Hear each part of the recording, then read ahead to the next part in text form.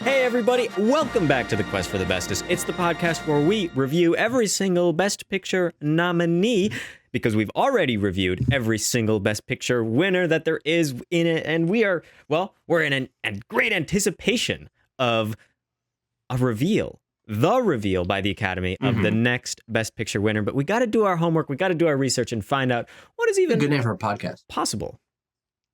Yeah, it is. Next.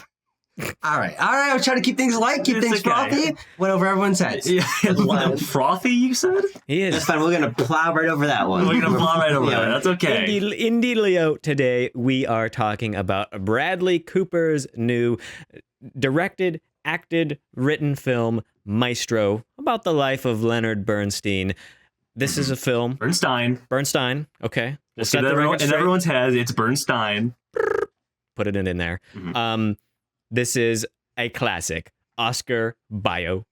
We love them. We're going to talk about that, as well as all the other facets of this film, after I remind you of what we talked about on the previous episode, because we reviewed Killers of the Flower Moon, the Steven Spielberg Best Picture nominee, and Not quite. Martin Scorsese. Totally different guy. Not even his first name is. You got Amblin Entertainment on the mind. I got Entertainment on the mind. It's because of that Amblin logo at the beginning of Maestro that I've got Spielberg. No. It is in fact. No, but Scorsese also produced Maestro. He did. So That's right. Marty Both of them were on Scorsese, this. Killers of the Flower Moon. We gave it a pretty good score. We gave it a 9.2 out of 10, which put it at spot number 2 on our list, right below Past Lives. The number 3rd spot on our list, if you're wondering, is Poor Things, followed by The Holdovers. The Zone of Interest comes up next, and then at the bottom is American Fiction. We got all those reviews on the channel, and every other Best Picture nominee is coming up. Just keep watching. We'll put out a review of the remaining couple. We're getting down to the very last few. And now, I'm going to pass it off to Abram, who has our weekly holy ritual reading a featured comment. Now, I just want to preface this comment. Okay. I have been told by you guys to pick shorter comments. Okay. I am purposefully not going to do that this week. Okay. But the reason I'm going to do it is because a very good friend of the show, who goes by Phil the Pill on Discord, messaged saying that he left the best YouTube comment of his life. Whoa! On the American Fiction review. We did get a lot of comment engagement on American Fiction. Let's see if we can beat that. it was mostly him, actually. He replied to himself like 3 times. Well, I said engagement. We got lots of engagement. So if we can beat that on the Maestro review, I'd love to see it. So this is a long comment, but Phil has been a longtime fan and supporter of us and a good friend. So I'm going to read this. If it's his best YouTube comment ever. I mean he might have left some really awful YouTube comments in the past. We don't know. Phil says the following. Monk has an arc in the movie, and it kicks off with his statement to his agent on the phone. I've written a black book. It's my book, and I'm black. The rest of the film is Monk grappling with white supremacy's attempt to tokenize and pigeonhole him, while also acknowledging that there are parts of himself that he is not engaging with, thus barring him from self-fulfillment. There's a lot that goes unspoken between Sintara and Monk. When we first see Sintara, it's entirely through Monk's perspective. He's seeing her as she has been packaged by the racist publishing industry. Thus, when he sits down to write My Pathology, he's doing it out of spite to the version of Sintara he doesn't actually know. But crucially, Monk has never actually read her book. When he interrogates her about it, she points out that the book is based on some actual research. We ultimately don't know what themes or truths the book may or may not explore. We just know what's been presented for the purposes of capitalist consumption. But we do get a glimpse of what Monk was actually exploring when he writes My Pathology. The scene with the father and the son is played for comedic effect, but it's a scene about a father and a son written while Monk is forced to spend time in the family household that holds a lot of that generational trauma for him. While he was drunkenly trying to write something that was utter shit, he may have accidentally tapped into something that was actually real. And as much as a literary award authors are presented as ignorant assholes, it's not hard to presume that they are picking up on something worthwhile in Monk's art, however veiled and pandering bull. That relationship with Cliff is vital to understanding what's happening with Monk's art, and it calls back to his agent's metaphor with the Johnny Walker. Cliff delivers the whole message for unlocking the movie. Monk, in all aspects of his life, including his career, has been locked away, has been locking away the parts of himself he's ashamed of, which he's unable to deal with. It not only tanks the relationship with Coraline, but it holds him back as an artist. He's spending time apparently retelling other people's mythologies because he's blocked himself from telling the truths he's picked up on in life. Sintara may not have his inherent talent, but she's at least making the effort to tell something current. We're almost done. Okay, here we go. Okay. 2 more paragraphs. So I think there's both a tragic and hopeful end to the capitulation we see at the end. Mm-hmm. It's a warning to artists and to anyone functioning under the inherently morally compromising structure of our society. Monk started a project in spite and cynicism, and he's doomed to see it through to its logical conclusion. His cynical work attracted the ultimate cynicism of white investors and leads to a moment that just reinforces the tropes he was hoping to avoid. Whereas if he'd started with vulnerability, openness, and honesty, the kind that Lorraine shows her adopted family and also grants to Cliff, he may not have just a piece of exploitative fiction that racists go crazy over. He may actually have written something great. The hopeful part is that Monk may still write something great. This experience has left him in a financial position to do better next time. We leave it open-ended. But if he can take a step back and see what the whole experience means to him, he could have a great American novel in him. Everything is an iteration until you get the right moment. You know what, Phil? That lived up. It lived up to your expectations, to your hype, to your comment about it being... It's probably one of the better, if not the best, YouTube comment that I've ever seen in my entire life. I just want to throw it out there that we got like a number of really top quality comments on the American Fiction Review. People spitting some facts and some interpretation that I appreciated to read. That's right. Yeah, I would implore everybody to go back to that video. It's like 2 clicks away from where you are right now. Absolutely. It's probably in the recommended on the side. It probably is. Unlikely. Just do a little squiz around. You'll find it. You'll find it. And dear viewer, if you think that you can escape not writing an academic level comment about Maestro, I think you're sorely mistaken. You are wrong. No. Get out your sources, get your citations, and type us an essay. We'll read it. MLA, please. MLA. Yeah, go to Purdue Owl. That's right. That's right. All right, enough of that. Who would like to give us a little plot synopsis about this here Leonard Bernstein biopic? Okay. Well, Tim, you kind of said it yourself there. This is a biopic. This is a film about the life of Leonard Bernstein, the acclaimed American composer and conductor. Much storied and depicted partly in the film Tar, which we all really enjoy. But no, this is about the man himself. It picks up when he's in his mid to early 20s, around the late 1940s into the 1950s, when he's starting out the New York Philharmonic, and sort of stories his life, and particularly his relationship with Felicia Montalegre Felicia Montalegre, portrayed by Carey Mulligan, as they sort of reckon with his public persona, his rise to stardom, and also his sexuality and personal life. And we all sort of wrap it up with the tragic passing of Felicia, and basically right up to the end of Lenny's life in the late 1980s, when he has achieved absolute stardom. He is immortalized forever in the REM song, which is not "We Didn't Start the Fire." What's the name of that song? We do hear "We Didn't Start the Fire." No, but after that, there's another song. No, he isn't. Yeah, you're right. They're playing that when they're driving up to the college. Yeah. It's the end of the world as we know it. That's the REM song. He's immortalized forever. He does a little dance at the end, and then we close it off with a bookend of a sort of a retrospective interview that he's doing for a television channel. But yeah, I mean, as for the plot, it's kind of just a biopic. It's about this guy's life, and we'll get into it. It is about his life, but it's not about him as an artist in the way that you traditionally see in especially music biopics. Mm-hmm. We have seen and reviewed actually a number of those on this channel. And it's almost always focused on the creation of the music and what inspired them. But I think what is interesting about Maestro is that it is much more about the emotions of a personal, of an artist's personal life, that it is about him as an artist or creating. There are very few scenes that are actually about him composing something, and there are a few of him conducting, and sort of when he's in his element. But I find this a lot more interesting than almost every other biopic. I don't necessarily prefer it, but I find it a lot more interesting because it does take a very unconventional approach to telling the story of a famous person. And I like Maestro. I won't say I really think about it very much, or that it gives me too much to wrestle with in terms of what I really look for in themes or character work in a movie. But I think this is secretly one of the best directed movies of the year. I think that Bradley Cooper really ups his game here as a director and as a person with a distinct creative voice. And it has some great performances. And on the technical side, it's great all the way through. It's just a very unconventional storytelling structure where we're jumping around and plot points kind of are left and not picked up, and it's not really concerned with telling a straightforward, coherent narrative. And it's interesting in that way, but it does push me away from it because it's a very poetic movie where scenes sort of just flow and end and then pick up somewhere else, and it's generally thematically related, but certainly not like set up and pay off like you'd see in a conventional script. And so I appreciate that, but I don't know if I prefer it. May I jump in and go next? I kind of want Absolutely. to. I'm feeling like it.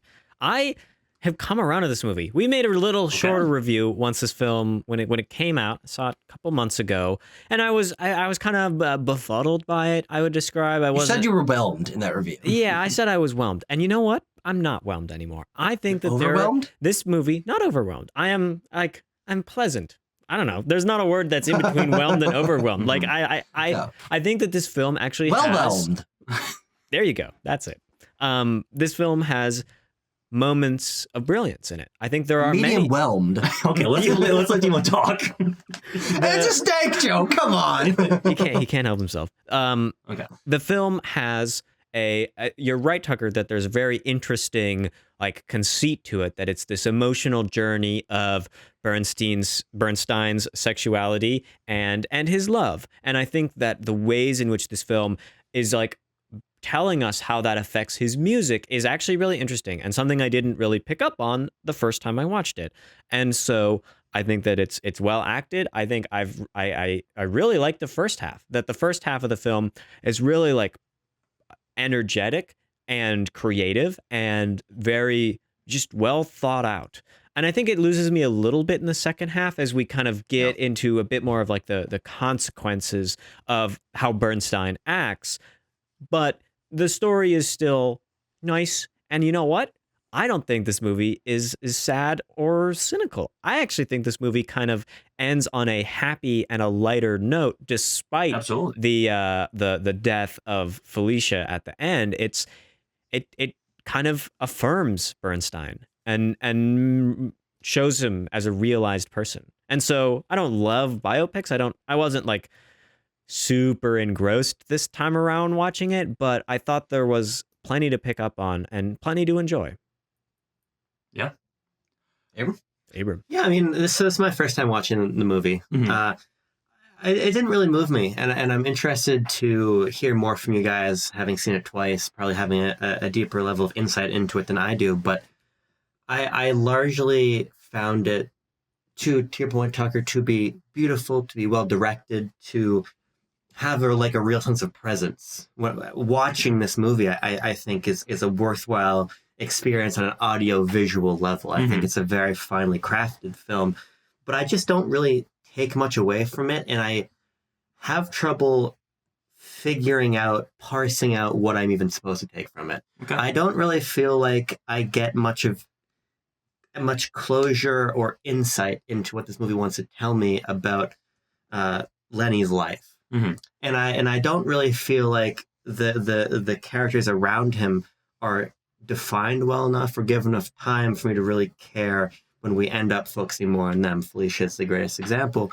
As she's dying towards the end of the film, I found myself really getting disconnected because I felt like not only do I have a hard time caring about people that aren't Lenny, who I already find hard to get into in a way, but I also do feel like Bradley Cooper has a hard time letting people other than him have starring moments in this film. Sure. Even when Felicia is at the end of her life, we're never more than a couple shots away from Lenny coming in to take the attention in one way or another. So I do view this movie somewhat cynically as an Oscar vehicle. Sure. But at a certain point, when you're this good of a director, I get wanting to flex and make a movie like this. I just don't know if for myself I can really take much away from Maestro at all. Yeah. To sort of get into my thoughts on it, because Abram, as you said, and as Timo mentioned, this is the second time of me watching Maestro.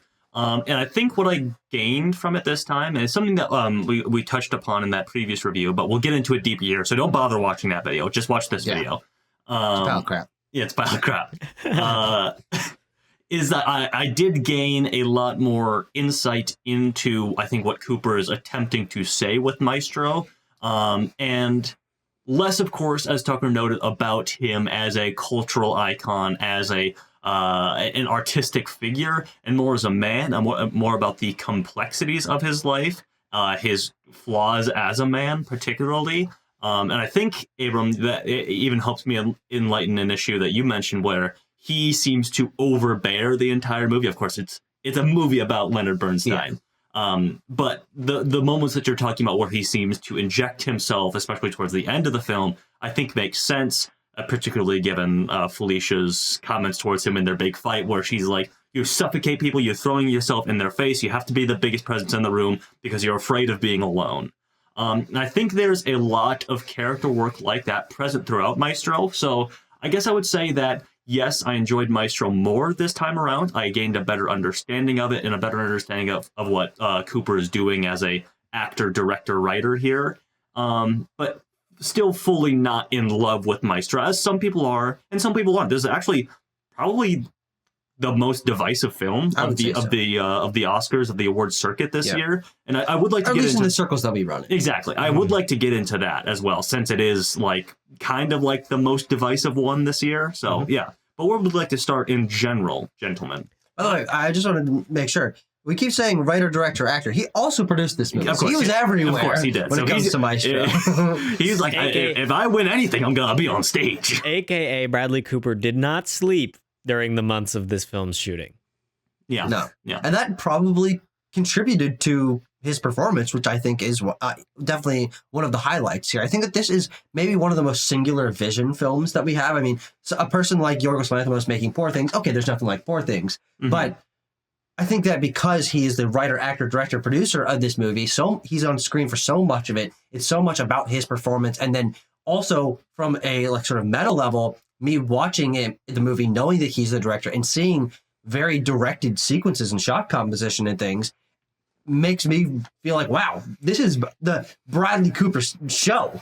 And as I'm saying, I think that him putting his all into this makes it feel distinct in a way that I wouldn't say many biopics really feel.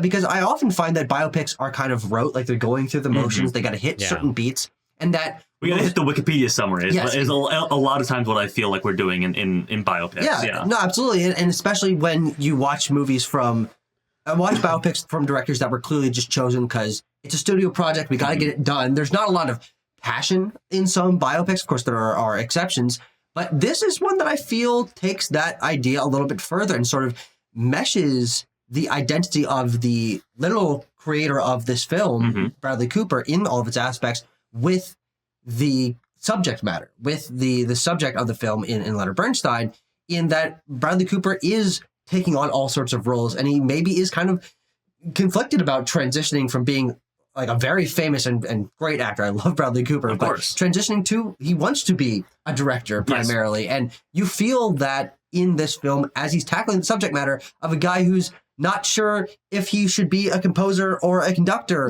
or if he needs to change his identity to be accepted or be respected more, or if how he should come out based on his sexuality.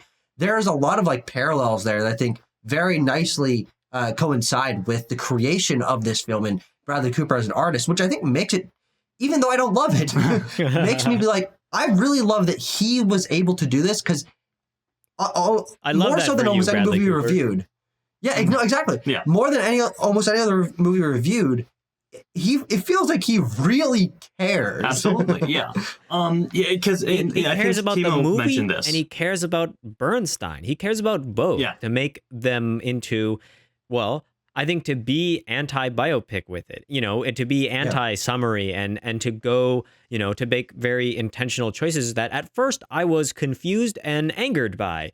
Where is the music? Well, why don't we get to hear about like the struggle with writing? And like, that's completely not what this film is trying to be about. And I mean, I'm going to spill my beans right here. I think this movie is about the connection that Bernstein has between his love, whether it's love for other people or love for himself, and the act of performing and the act of creating, and the ways that those two things, performing and creating, Tucker, directing, acting, they flow, creative, and they flow in ways that are hard to understand, I think, as humans. And sometimes you can be very creative, and other times you can be really blocked up. And I think that this movie tries to understand, how was that like for Bernstein? When was he unable to write or unable to conduct, and when was he able to do, and what are the conditions? And I think that this film,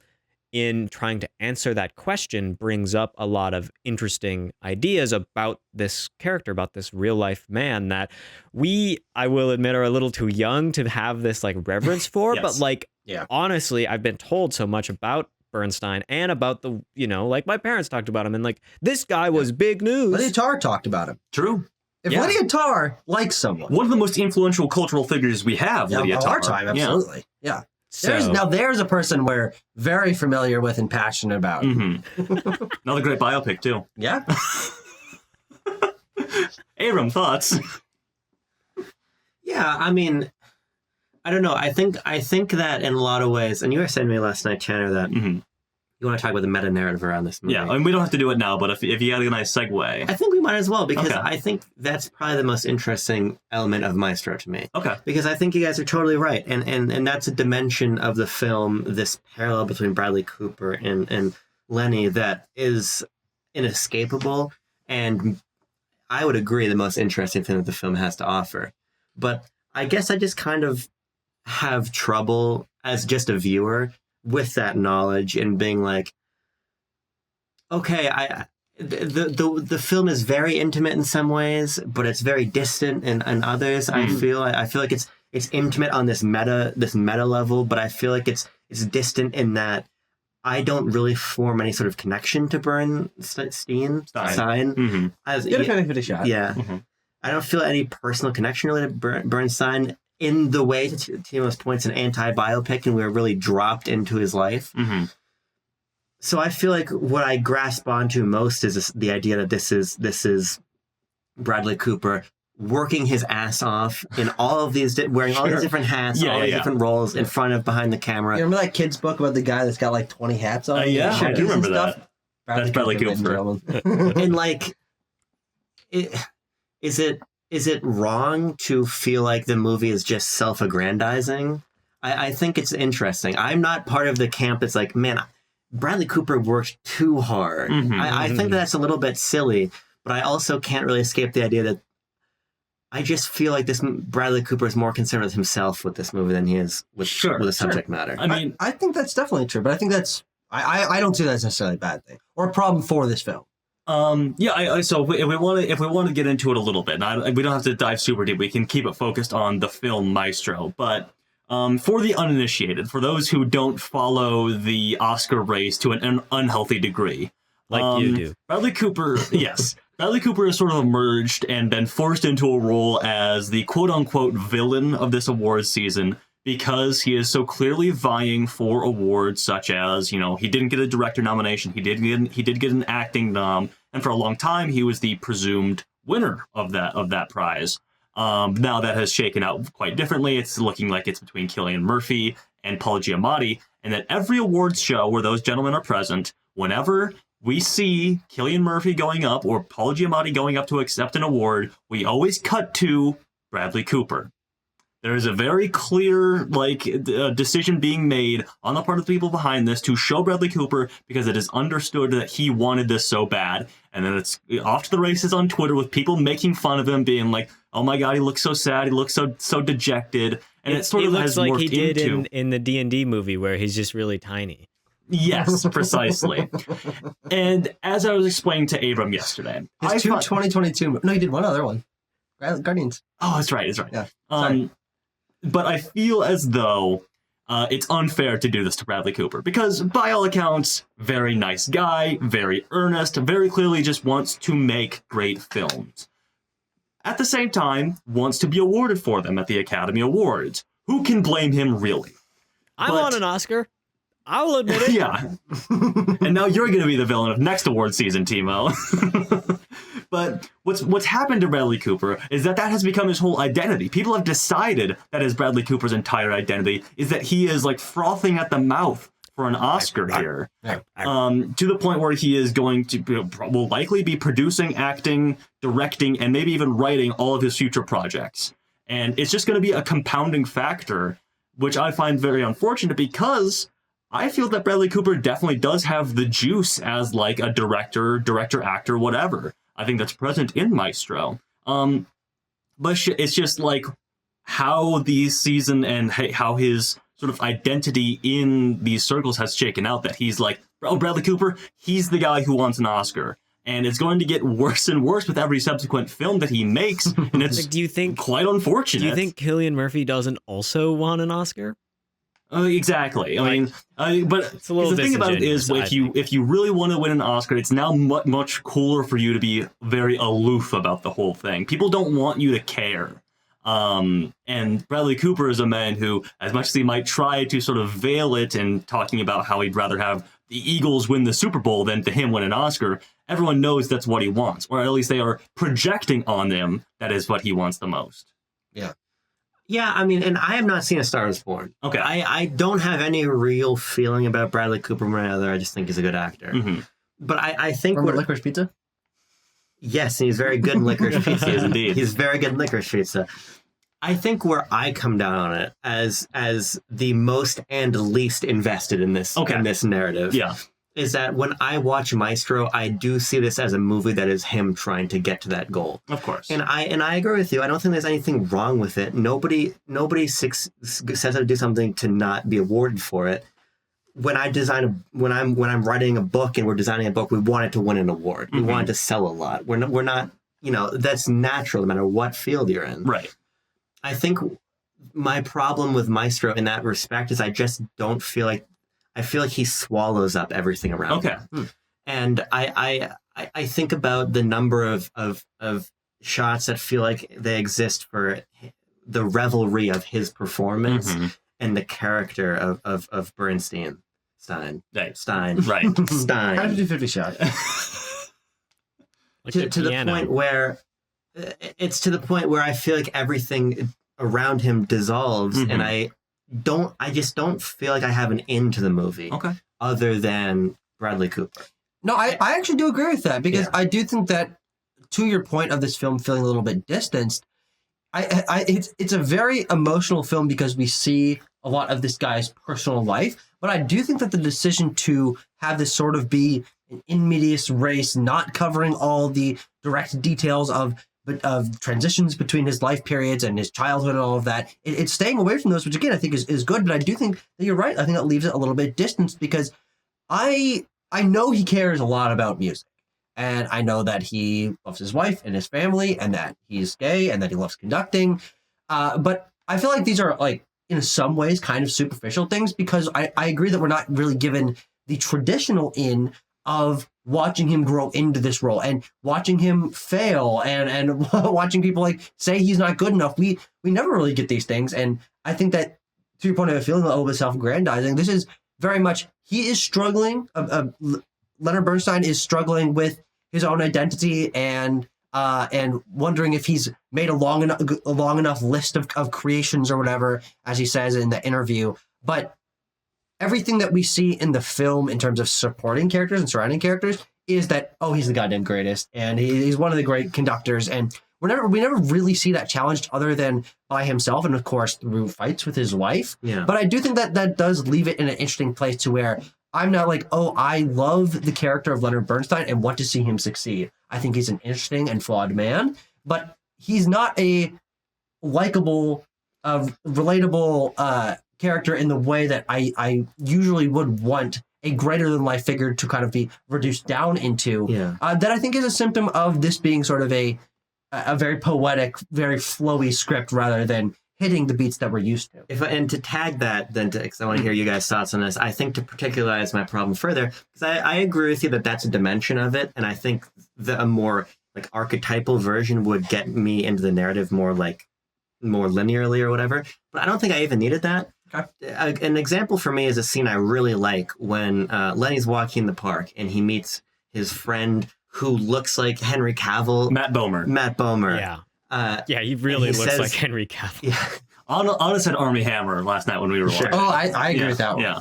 And he says to the baby, he says, "Can I tell you a secret? I fucked both of your parents." Well, he said I slept with both your parents. He You has a bit more decorum. You wouldn't say fuck to a baby. No.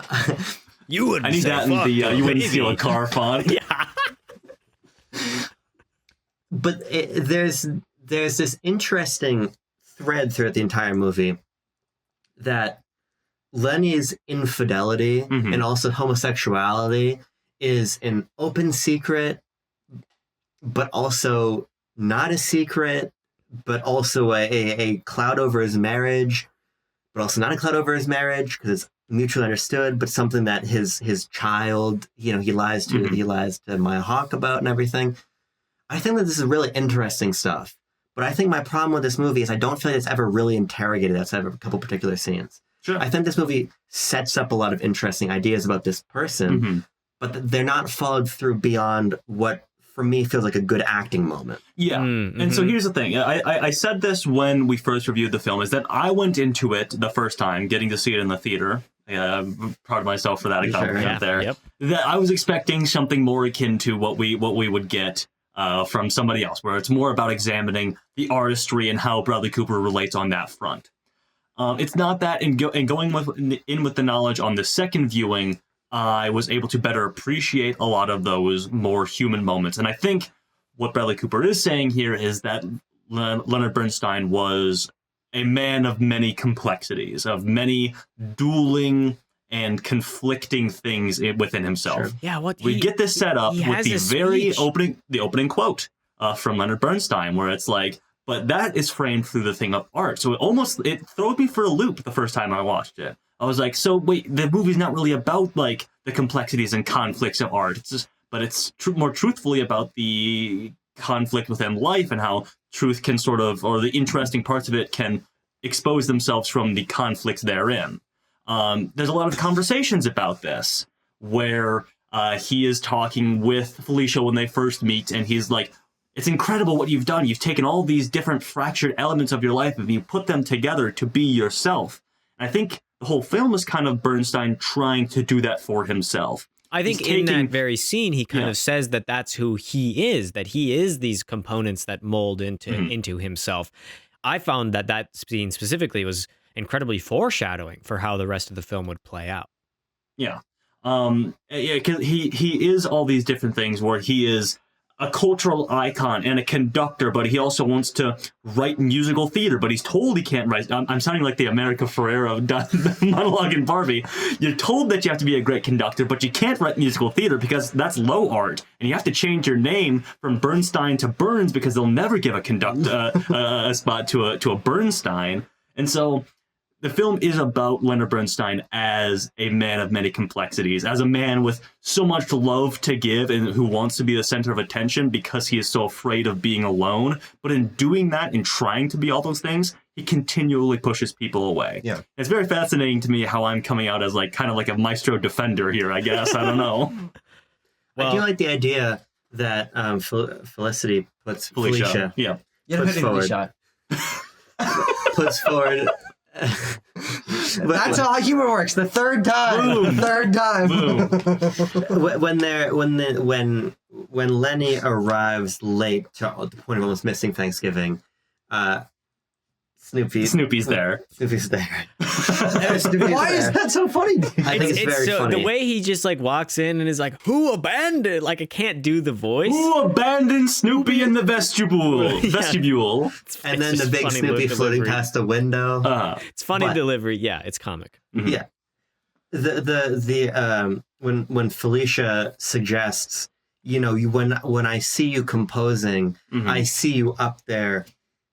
And you're motivated by anger. I think that's a really interesting idea. Absolutely, and I think that gets to what you're saying. I think that's one of the moments where, to me, the movie most clearly and succinctly illustrated one of those complexities. Yeah. And that note in particular is something that I felt isn't given a lot of time to breathe. I was like, is that just her being trying to hurt him? Because I don't feel a lot of anger when he is conducting. I don't feel like that's built upon. I think the more important part of that scene is not the anger while conducting, is that when the ending note of that scene that she says, it's so challenging and so difficult to love somebody who doesn't love themselves. And what is preceded, what succeeds that scene, the very next, like we cut, and then boom, Bernstein is wearing a much more flamboyant outfit and is basically like, I feel like is the point of this film's like coming out, and that is like a moment he's where in bachelor mode. He's growing the beard out. He's got an ascot. Yep. And so I think that there's a central thesis being presented by Bradley Cooper that Bernstein, while he needed all that attention, he needed all that as a person, but he also needed the love in his life in order to be an artist, that he just needed to be able to be in love, whether it's with his wife or whether it's with another man. I think that there are many moments in this film wherein we're clued into the fact that it's because of the relationships in his life that he has the motivation and he has the chutzpah to like finish his projects. I'm thinking about when he finishes Mass. That moment is clearly, I forget what's the character. I'll have to look it up. When one of his boyfriends is coming and hanging out. I thought it was like Jonah or something. Longer haired guy, Bruno, maybe. Bruno, Skippy, Latch, Latch. I'll check Timo, but I know who you're talking about. Yeah. Felicity. And so Bernstein. Yeah. Anyway, but I also wanted to connect what I was saying earlier back around to the point that sort of set me off on it, which was Abrams' point about the scripting, the conceptualization, and what Bradley Cooper's doing with Maestro, what he's looking to say. Because yes, as we've noted a couple of times here, it is different than your run-of-the-mill biopic, and because he's setting up perhaps way more pins that he's trying to hit rather than just like, here's the guy, boom, knock down one pin. He's setting up many other ones. That's like, he's trying to tell you who Bernstein was in many different areas of his life. He doesn't hit all those pins, but I feel like the attempt is much more interesting. Yeah. And I think that the idea of him not being alone or not wanting to be alone, being afraid of being alone, having the sense of community and relationship being something that fuels him as an artist is, I think, one of the more interesting, sort of pervasive elements of this film, because it, I think, is the element that ties together the artistry, which I think we'll all agree in a more traditional biopic would be forefronted. But in this one, it is connected to where the film actually has forefronted, which is about his relationship with Felicia. And not only that, but I think that in the fact that that I see this as a pervasive element, he's never alone in this film. I don't know if there's almost any shot or any scene where he is by himself. He's always got his trusted little friend here. Yeah, yes. That's true. He always has something he's smoking. But even from that opening scene, we see that he is a person that just always wants to be around people. And he mentions a couple times throughout, he's like, I just love people. I just want to be around people. And there's always like 2 or 3 characters that we don't really get a lot of information about, and we don't really know his history with them, but they're always just like in the background. He's always firing things off and like bouncing things off of people and like flitting from person to person, like saying hello. Oh my gosh, it's so nice to see you. I'm so glad that you're here. Let's make sure that we do this in a couple of weeks or whatever. I think that it shows a very interesting personality element of him that I don't think is really ever conveyed in most movies, because most movies aren't really like to focus in on a couple of relationships and flesh those out. But I think Maestro, in trying to elucidate a element of Leonard Bernstein's personality, in that he just has a ton of relationships and he's balancing them all at once, but he wants to try to give them all as much attention as he can, that it's important that there's all of these people. There's all these people that he has histories with and that clearly has feelings for, and he cares so much. And even when he just meets a person, he's so open and so like touchy-feely with them. I think it is important for his personality to be conveyed, to always have these sort of like M-tier characters just like milling around Maestro tier. Which I will note those M-tier characters provide Bradley Cooper with an excellent opportunity for good staging. I'd say the blocking and the staging of this film is rather well done. We get lots of moments where character is deep, where you've got, foreground, background. You get, when in the party scene when Lenny runs off with the guy, like the final shot of that sequence is like we see Felicia sitting and chatting with someone, and there they go in the background. Like, I think that Cooper really shows a skill in the directing of making these dialogue scenes, making all these interactions more interesting than just people talking to each other. You've got people entering frames, not looking at each other. I'm really thinking towards the first half of the film, which is, I think, where we get more of this. But I was noticing in that a lot this time around that it's, blocking matters. Yeah. It matters for. Do we want to talk about Cooper as director here? I kind of do. Yeah. I have some notes about that. Cooper on Cooper. Cooper on Cooper.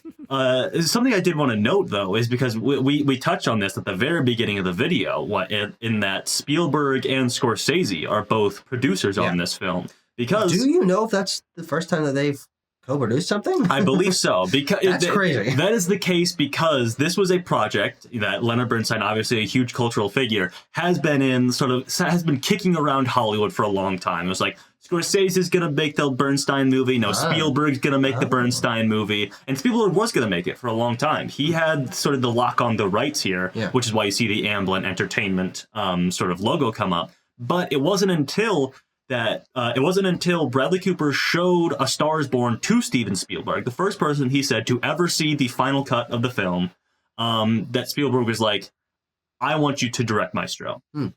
Yeah, and I think that it does show from maybe the master of the directing craft, an interesting faith in Bradley Cooper as an artist, where I certainly wouldn't have placed like unfaith. Like I wouldn't have thought like, oh, he could never do this. But for most of his career as a comedic actor, as a bit guy, and transitioning a little bit more into dramatic stuff, I always saw him directing A Star is Born as just like kind of like a one-off weird thing. Sure. But I do think that, and to be fair, I don't really remember A Star is Born. I watched it. It was much more in my memory Oscar Beatty fare, just like going through the motions kind of thing.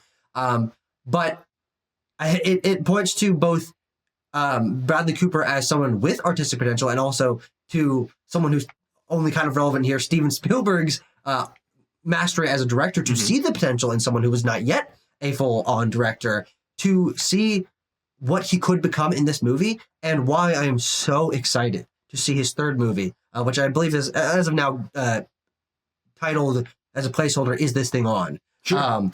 I don't know what it's about. It's just his next project. Go ahead. I actually don't think there's any information about it. It's just that is his next project. Because I think that the jump from A Star is Born, in terms of being, a fine movie, just, totally comfortably directed, but not feeling particularly special, in my memory, it's been 6 years. Still got nominated for Best Picture. It did, yes. Was recognized widely, I think. And won Best Original Song, as we all know. But then to Maestro, which I think, even more than the traditional biopic, which I think is much more about focusing in on performance, I see this much more as a directorial piece in terms of that blocking, in terms of incredibly creative decisions in cinematography and editing, and shot composition and editing, and not necessarily sound design. Sorry, team, there's not really too much sound design stuff going on here. Music, but almost about music, not sound. Sure, but but almost every tech category I think is like really fantastically done here. Oh, sure. I didn't realize I didn't read out the noms. Timo's having a stroke? What's going on here? We forgot to do the noms. Yeah, we did. I'll read them out now. Maestro is nominated for 7 Oscars at the Academy Awards this year. Nominated for Achievement in Makeup and Hairstyling, Best Sound, Actress in a Leading Role, Carey Mulligan, who I'd like to talk about a bit more, Bradley Cooper for Actor in a Leading Role, Original Screenplay and Cinematography, and of course, Best Picture. Yeah. Can I make? I only have one note about sound. Given that it was nominated, yes, I found that this mix was a real old timey mix. Real like dialogue is at the top. That's what I'm saying. Real top smack dialogue, like real at the top of the level. You can always hear everybody, even if they're like miles away in the frame. Like, boom, sounds like we're right up next to them.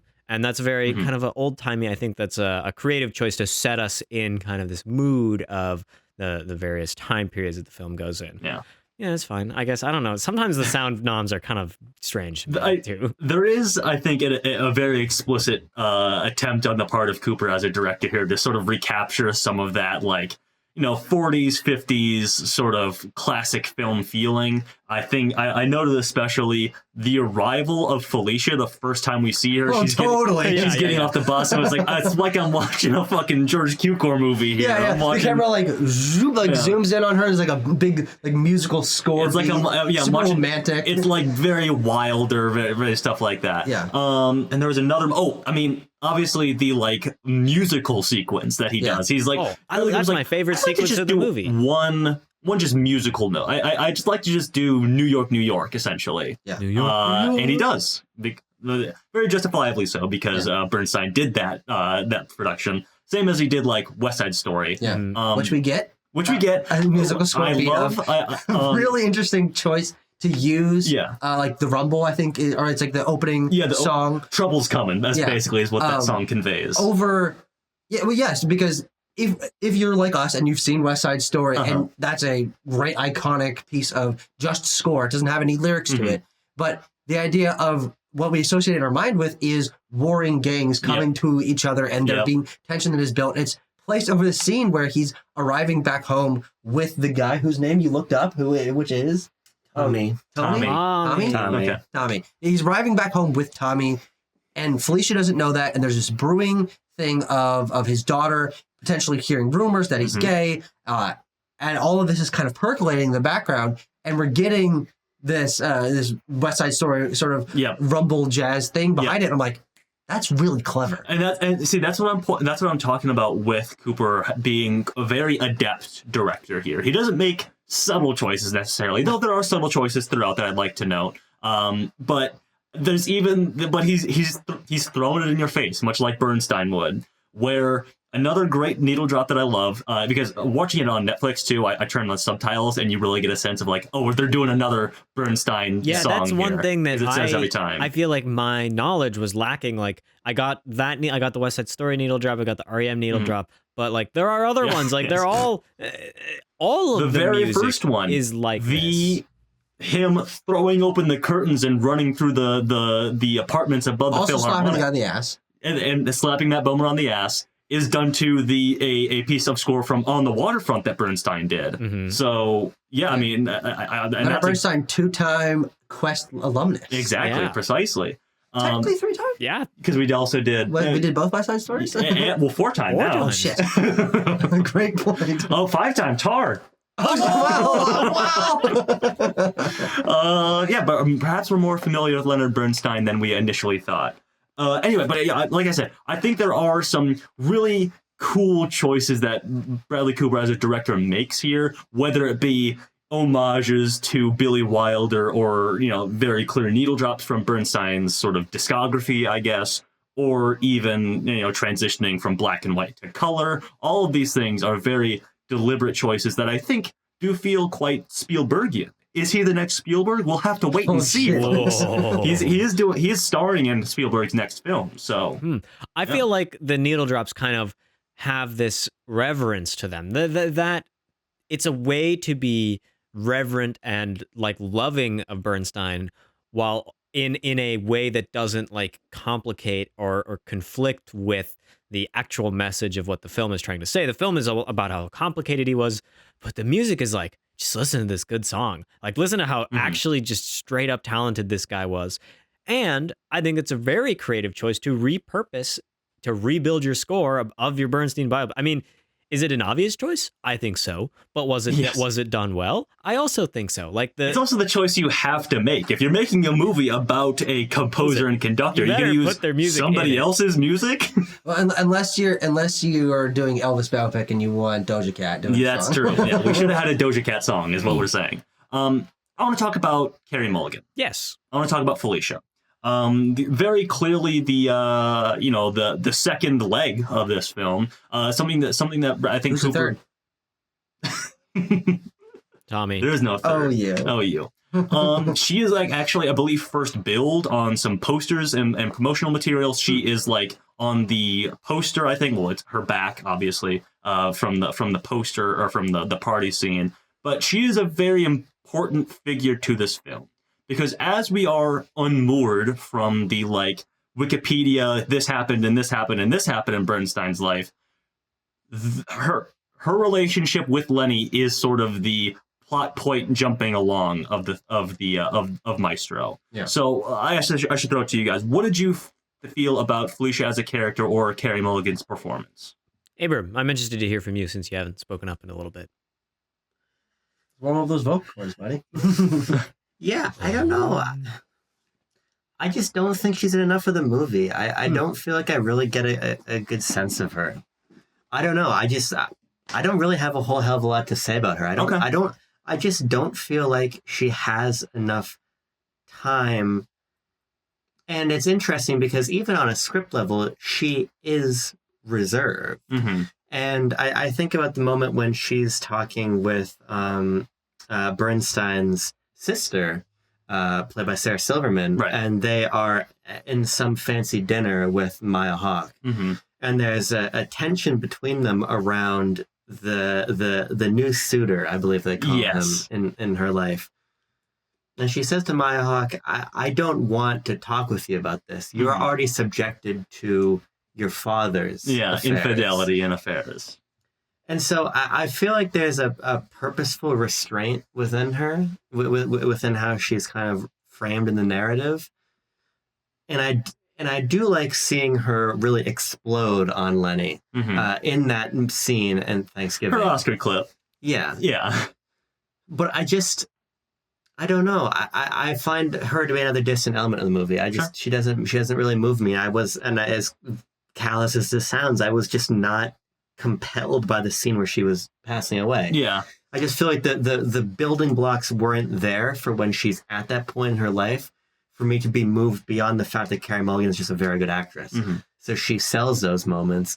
But on like a character level, my resonance to her, I just don't feel like when her role in the narrative is so often to be emotionally wronged by Lenny and become an emotional guardrail for him in so many ways.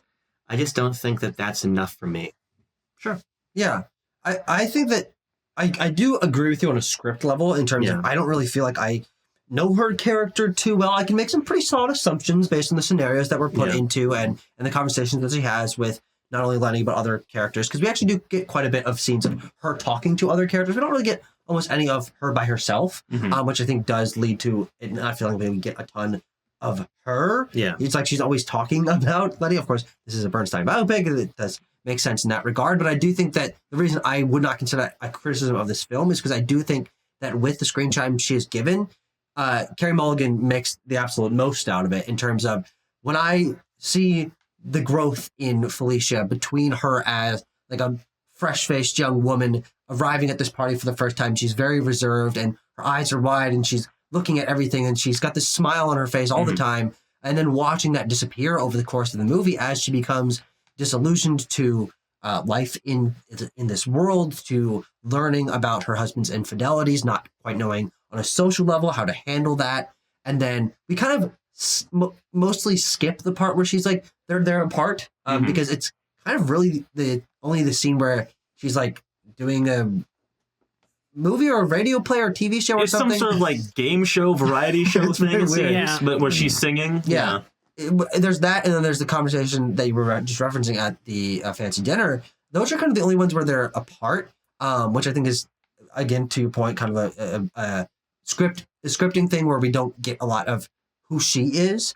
But watching her change over the course of the movie and then watching both Lenny and Felicia come to terms with the fact that while they have had their conflicts, do need each other on like a deep emotional level, and to get to the point where they're at the doctor's office and they find out that she has cancer and Leonard is the one asking the questions and like getting choked up about it. And then having her cry into his arms by the end of the film as she's like, I can't have any more guests. I need to go rest. I mean, Carey Mulligan's one of my favorite actresses. And I think that this is a performance of hers that I think will go underappreciated because when people remember it, it's going to be as a Bradley Cooper show. But she's in a solid chunk of this movie, and she just every time she's on screen, her eyes are so wide, and like the way that her like she puts on a facade of a smile, but you can see in like the corners of her eyes that she's like faking it. There's a lot of depth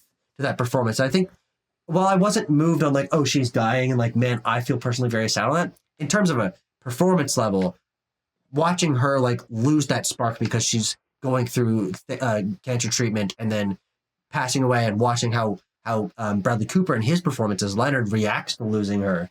I think there's just a lot of chemistry going on there, and a lot of emotion that isn't portrayed through script necessarily, or the character progression in terms of dialogue, but in terms of performance. There's a lot of growth there and a lot of range. And I think a lot of emotion just sort of baked into both Cooper and Mulligan. Sure. Yeah. I think that Carey Mulligan is like the necessary foil of this film. It's the character that we can measure Bernstein against, the one that can push against him a little bit, so that we understand what's really going on with him. You know, I mean, we're interested in finding more about the man, but I think that the film does a pretty good job of highlighting what did she feel? What did Felicia have to deal with, and how was it like to live with the guy that we are so interested in finding out about?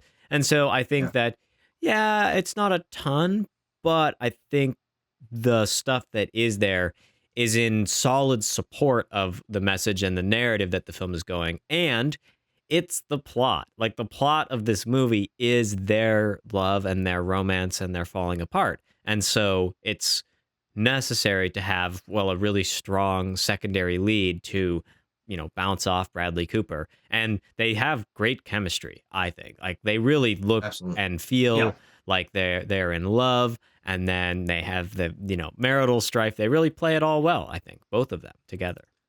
I agree, and I think the moment where she feels the most cutting that I really like is when she catches him with Tommy at the party and just says something to the fact of like, you need to get yourself together. You're getting sloppy. Yeah. It's a great moment. I think that's really good, but I think, and it's a subjective thing, I just can't escape the degree to which Bradley Cooper hangs over the entire movie. Oh, sure. And I think about the really interesting exchange that Lenny has with the biographer who's speaking with him to tell him the story of his life. And they talk very candidly about the depression that that Felicia is suffering from. And I understand that ultimately she must in a lot of ways be in service only to Lenny, and that the most important scenes in her life, her finding out that she has cancer, all this stuff, must also in some way belong to Lenny to serve the point you were making earlier on, Tanner, in this discussion about the idea that Lenny is overbearing. Yeah.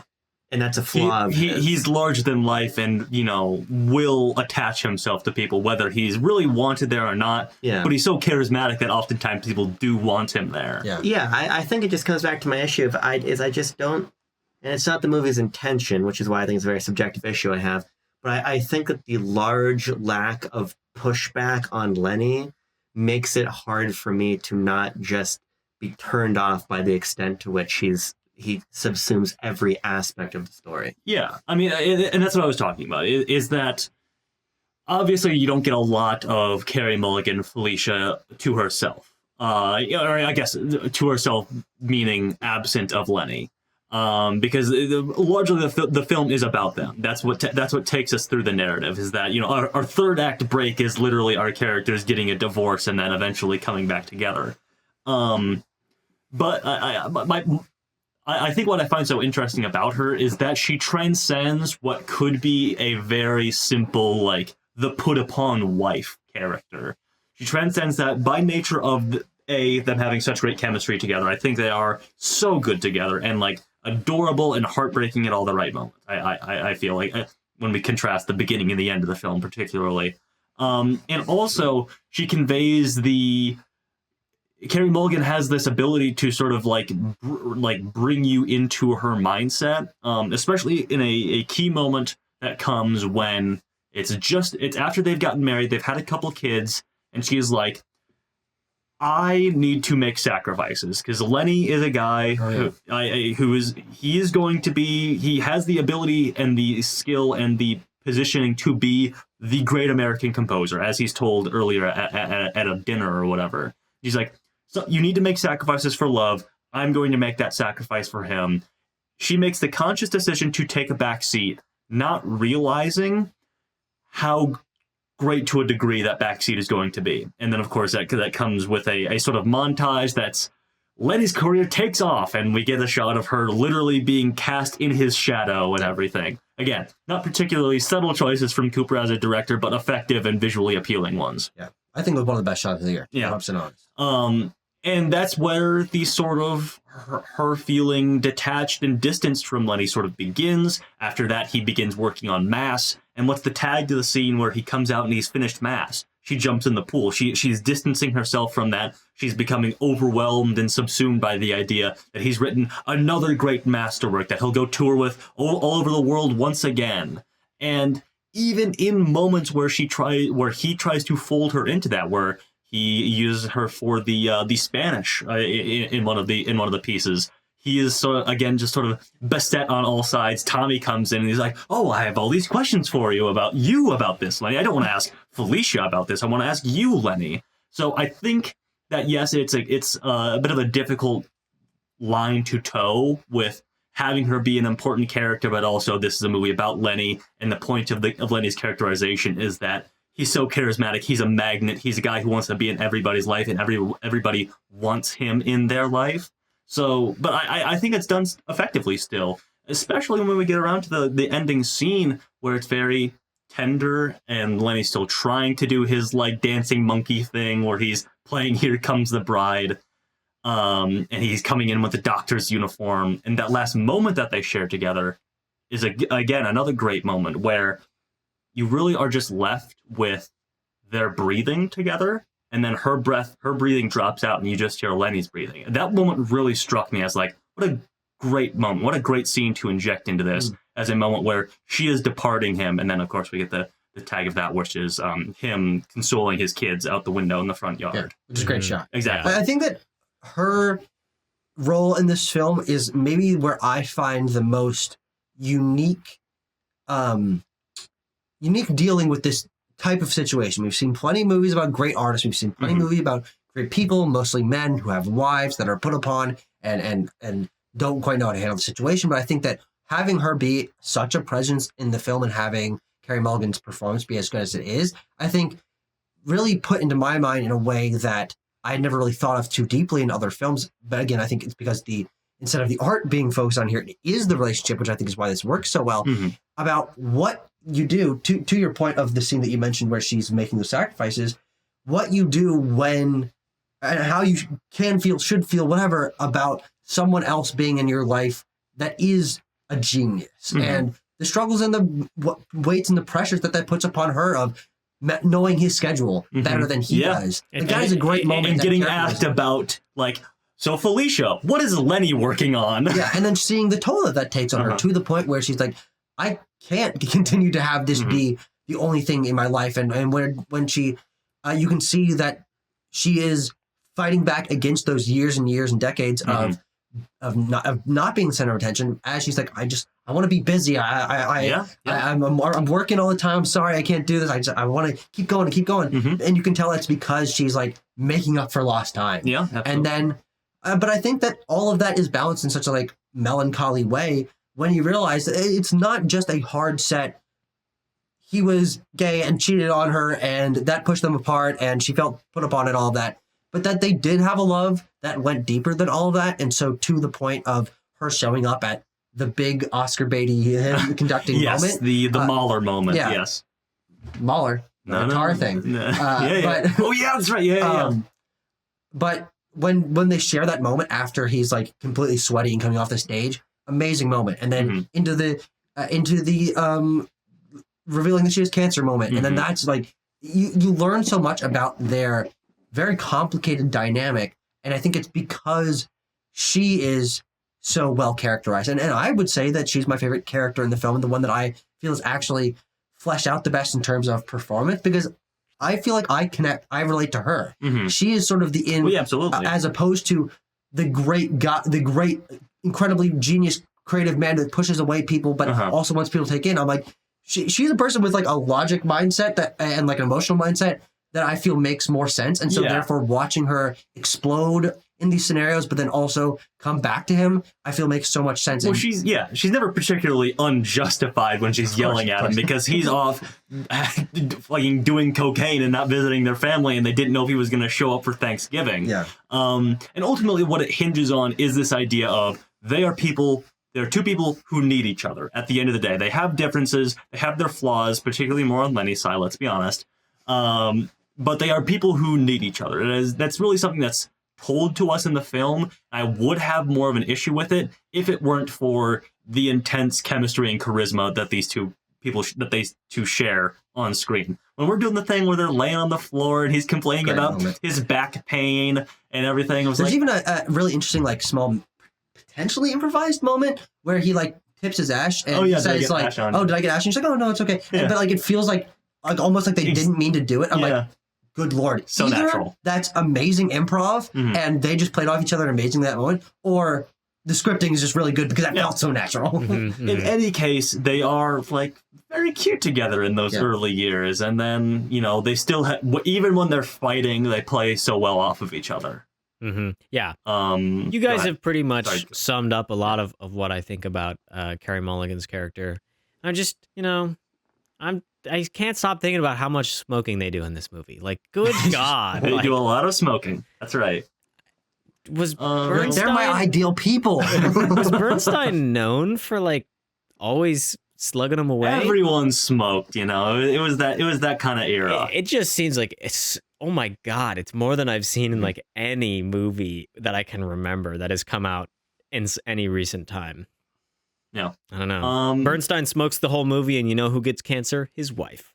There's something. But she gets breast cancer, not lung cancer, though technically she gets lung cancer because it metastasized, which is, by the way, is a great word. Yeah. Like, it's a silver dollar I'm word. not sure she wants to hear that I think if you smoke in every scene of the movie, you're likely to get some kind of cancer. Smoking causes cancer in kids.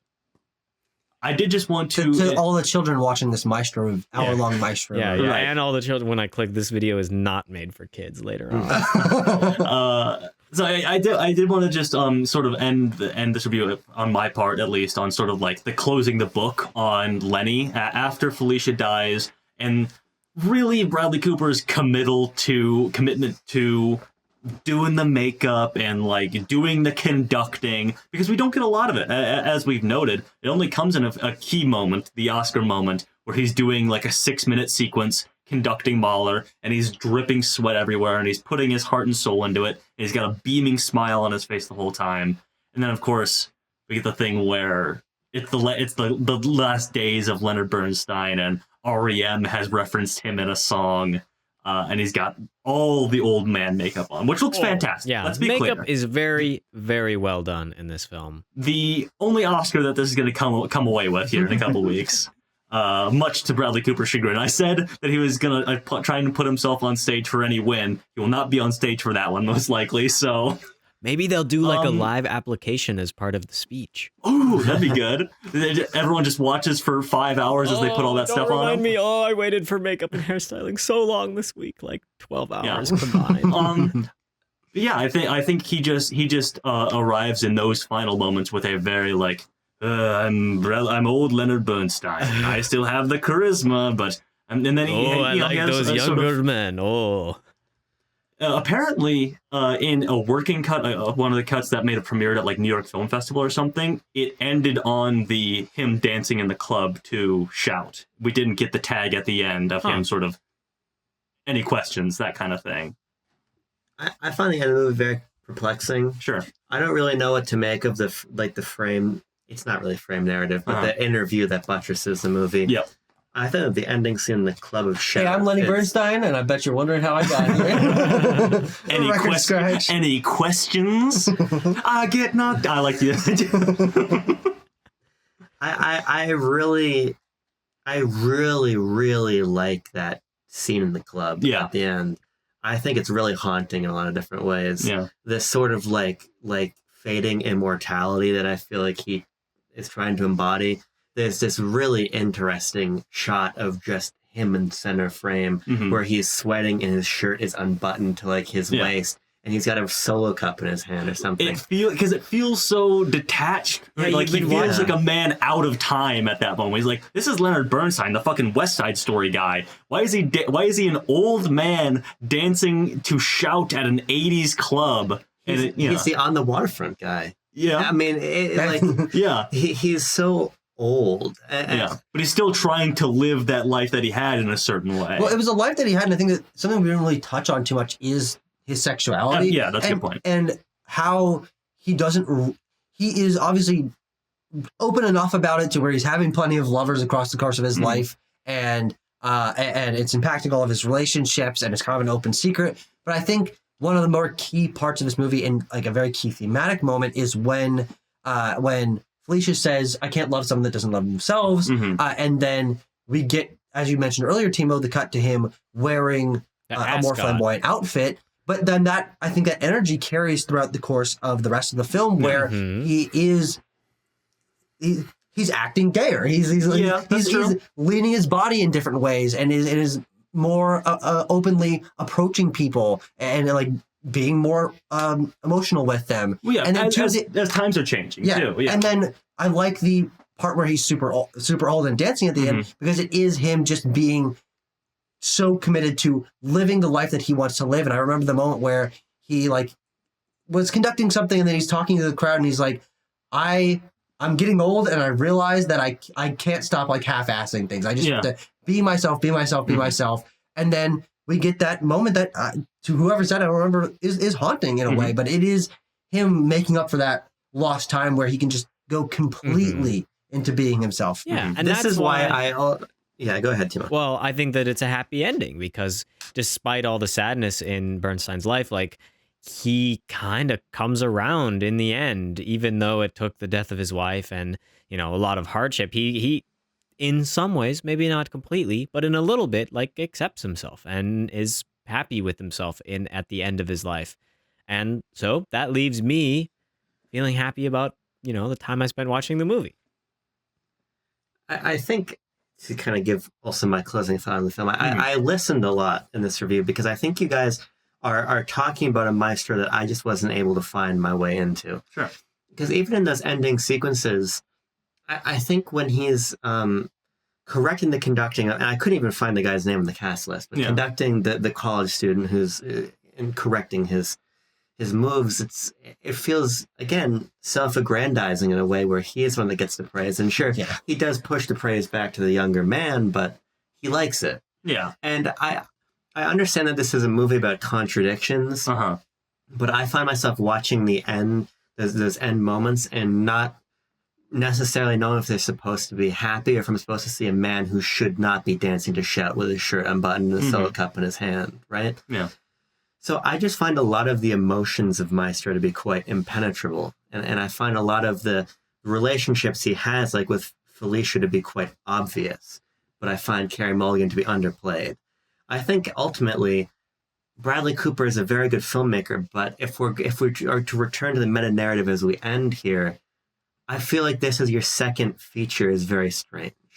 In a certain way. I totally felt that the first time I saw it too. I totally felt that. I understand the prescience of stepping out of one space of actor into the space of director, but this is a movie about a man whose career is finishing and him having to reconcile with the life that exists in two spheres.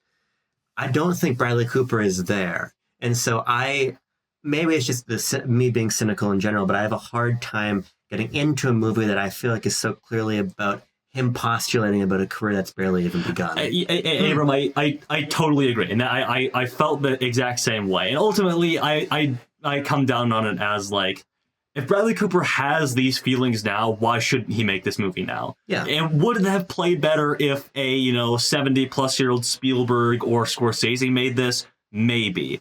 Should Bradley Cooper have waited 30, 40 years to make this? I wouldn't tell him to do that, but maybe it would have been more introspective. But I feel that a lot of the emotions conveyed are still present in the film. They may have been more complex given more time from him, but who's to really say? Yeah, and I think just last thing I'll say is that because I did not know anything about Lenny Bernstein before watching the movie.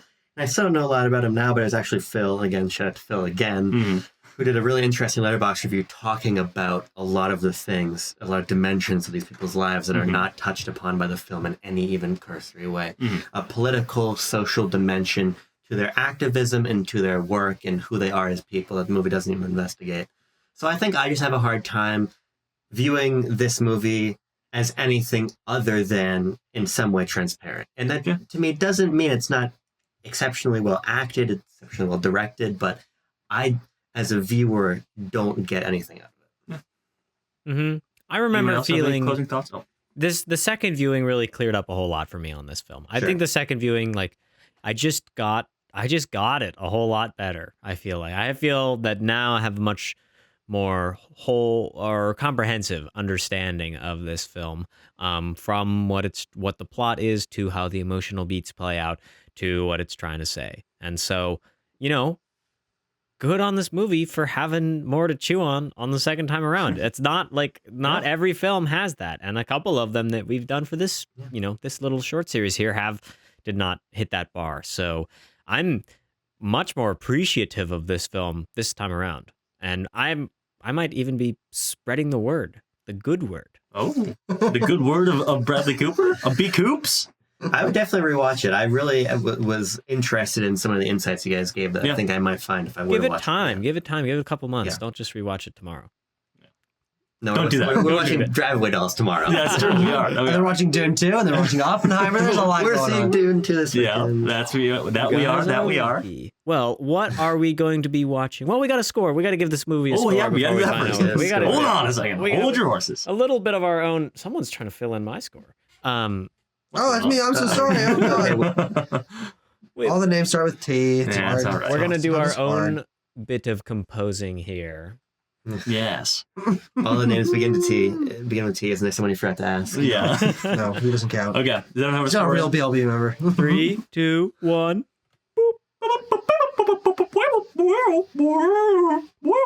Thank you, R2. We've got a score of 7.9. So that's going to put it in between the zone of interest and American fiction. So at spot number 6 on our list, right?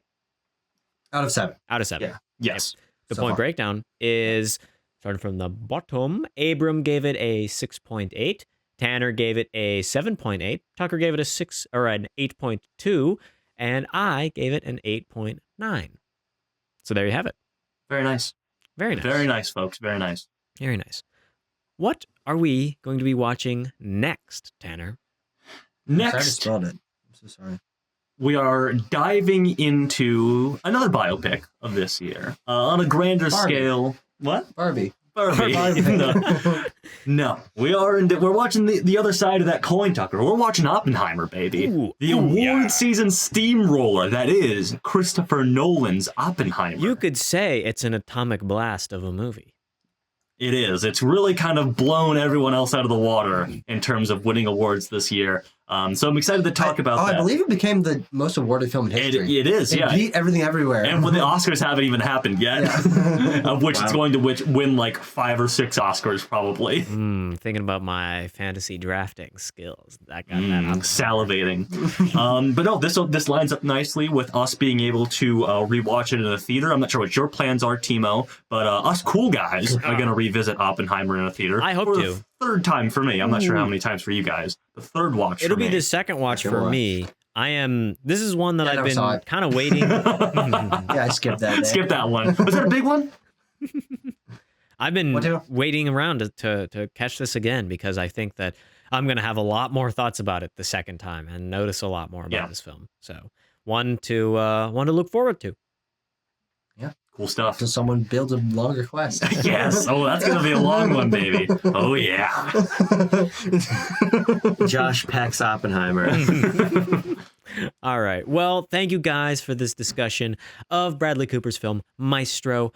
Stay tuned here on Backlot Banter for all your favorite Oscars coverage, as well as that little Oppenheimer review coming around next time. And well, as I always say, stay warm, keep cool. Peace. I literally don't know what's going to happen. It's kind of scary, but also fuck it, whatever. I just could keep doing whatever I do. See. We'll find out. I can pivot if it all goes to real shit. I think that's my plan. Yeah. Well, I got great news, guys. I'm hiring 3 AI hosts. What? No. Oh fuck! And the only one staying is Tanner Extra. What? Yes.